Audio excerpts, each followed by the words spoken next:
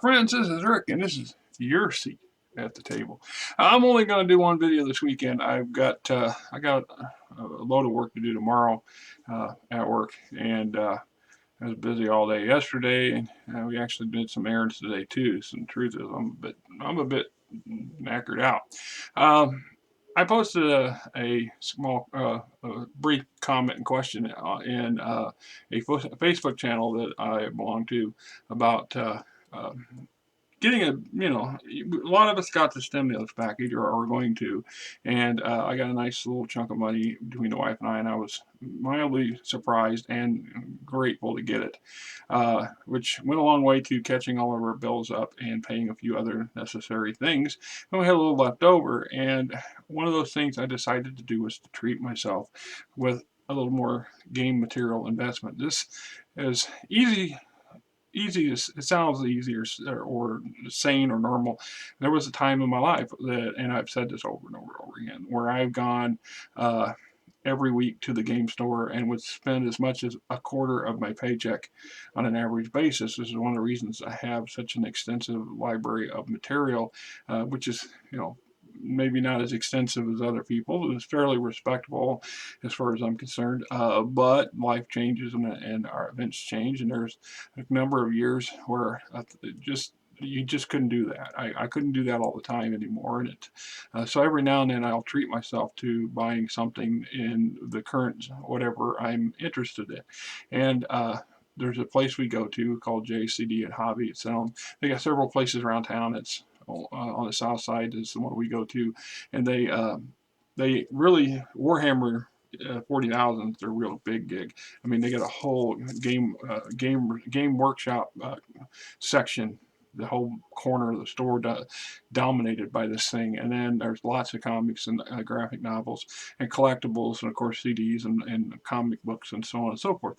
The owner has a tendency to buy up people's collections whenever they come in when it comes to gaming material, and he has a fairly steady supply of stuff coming in, and sometimes it's oddball stuff, sometimes it's fairly new stuff.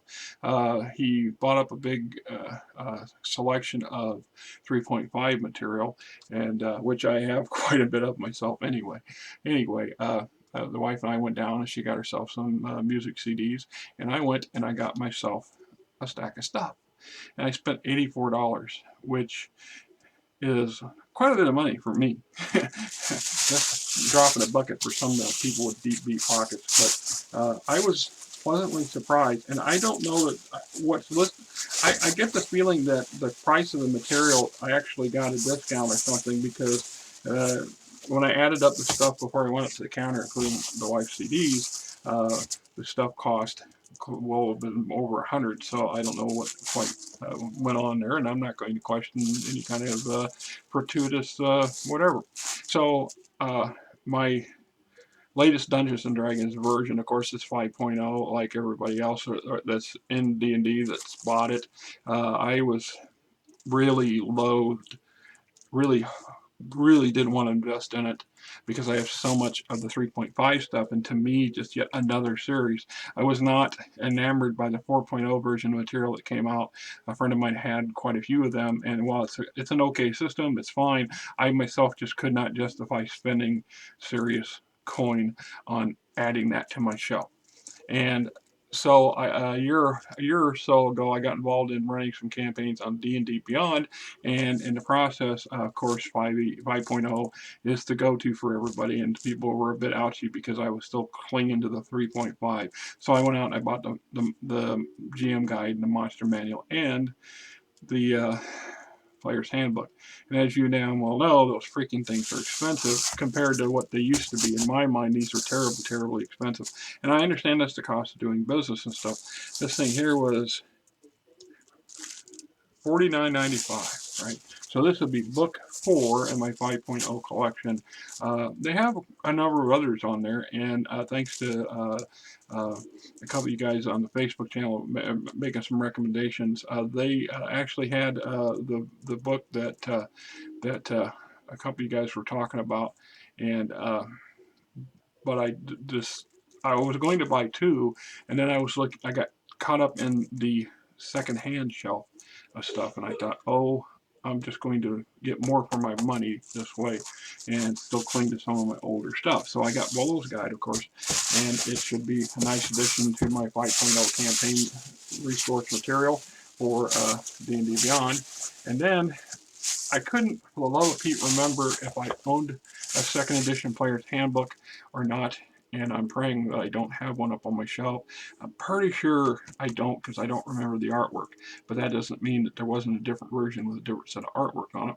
But they had it listed, and this is part of that that pre-owned, you see there on the boundary, on the binding, that the guy down there bought from somebody else's collection, and it's in really good shape. A little bit of use and stuff, which is under, you know, be expected if you used.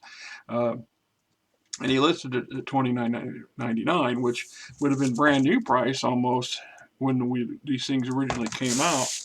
I think it was $46.95 when this thing came out. Even back then, these things were getting to be terribly, retardedly expensive. I also have an eye on a D20 version of Star Wars, the role-playing game that West End Games put, or that Wizards of the Coast put out. It's online, and they want $50 for it too. I'm debating about getting it or not, but because I would like to have it as part of my Star Wars collection. So I went ahead and bought this one because I'm pretty sure I don't have it, and it always, as always, there's always yet more stuff, right? More useful things and not so useful things, and just more stuff to collect dust on my shelf. But hey, I never know. Just never know. And then we were having another conversation where somebody was talking about Vampire the Masquerade, and which was kind of ironic or lucky, I guess, because I bought the core book, and I think it's the 3rd edition core book. Don't quote me on that. And it's the only Vampire the Masquerade book I owned. And then in the used bin, these cardboard boxes on the bottom shelf are full of, there was a couple of these, and I thought, gee, I don't know what version they belong to, and frankly, I don't care, but it was $3.99, so $4, and I got the Vampire Player's Guide, so I'm guessing this is the player handbook version to go with the core book I have, with extra nice little extra stuff in here for me to try to bugger my brain and understand. And on the offhand chance that maybe someday I might actually get to play a Vampire the Masquerade game, and or perhaps run one. But I just kind of always wanted to have the stuff, so I went ahead and I dropped the coin on it. And in the same box was Clan Book Braha for Vampire the Masquerade, and they only wanted $2 for it. Can't really see that, can you? I can't see very well. $1.99 is what they wanted for it. And then the same box had this one, and it was also $1.99. So I picked up these 3 books for $8, right? And they're almost new. I mean, they're in very good condition. You got them down here too, $1.99. And I don't know what the original. I guess these were each $10 back in the day when they first came out, and this one here, $22. Then, like I said, I don't know for sure what version they are, because I have yet to look into them or not. But I thought, gee, here's the opportunity, and I'm going to run with it. So this was my haul today from the game store, and I think I did pretty well. I hope if you have a game store that's your favorite, that they do have a used bookshelf somewhere where you occasionally can get your hands on some treasures. Because I get it. As time goes on, obviously somebody has either decided that they're done with 3.5, or they just had to get rid of stuff because they had too much stuff, or they just decided to stop playing altogether and they brought their collection down, and Jay bought it up, and there you go. And of course, a lot of people move to the next generation stuff, and they'll hang on to their old stuff, or they give it away, or they donate it. It's all relative, in my opinion. So my belief is sometimes we have to roll with the punches, and sometimes we take advantages of good fortune. Um, I'll never know what the circumstances for why somebody would sell their collection, and I would, in my mind, I would have to be geriatric age to the point where I can barely know where I'm at before I will part with my collection. But that time will come, and none of my kids they don't want anything to do with it. I have a couple friends, but they're in my age group, so the odds are they're not going to be old enough to care. So I would donate them or take them down to the hobby store and get what I can for them.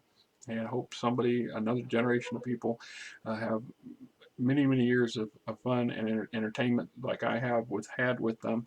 It's the same thing. Like, why do I buy stuff like why buy something that I may never get to play or may never run?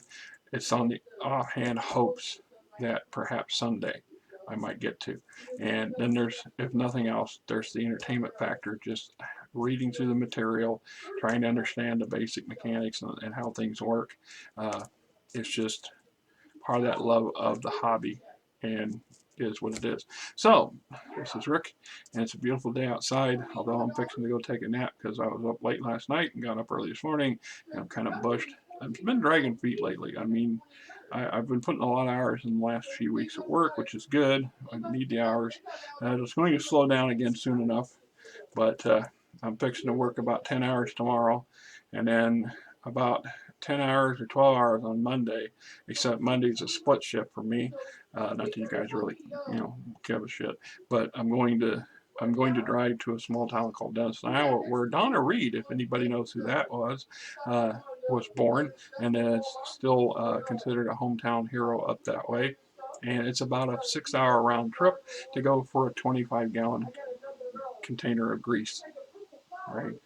But we have a contract with the nursing home chain and to do the hoods as well as their grease traps. So they pay for us to go all the way up there and back. It's quite expensive for what would be $90 here in town. It's almost $500 to drive up and back, for them to pay us to drive up and back, part of the contract, right? And we can never get the hood guys to do it when they're up there.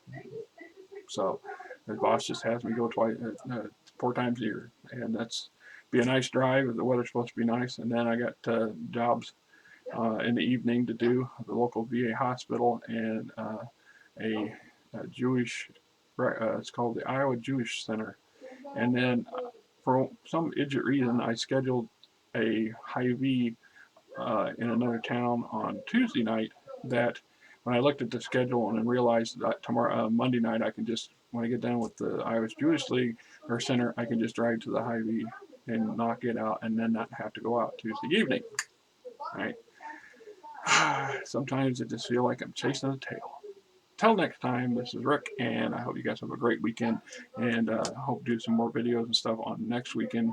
That's my plan. I've got a couple more books I've been going through and trying to review, and some Star Wars material that I've been reviewing, and we'll see you next week. Till next time.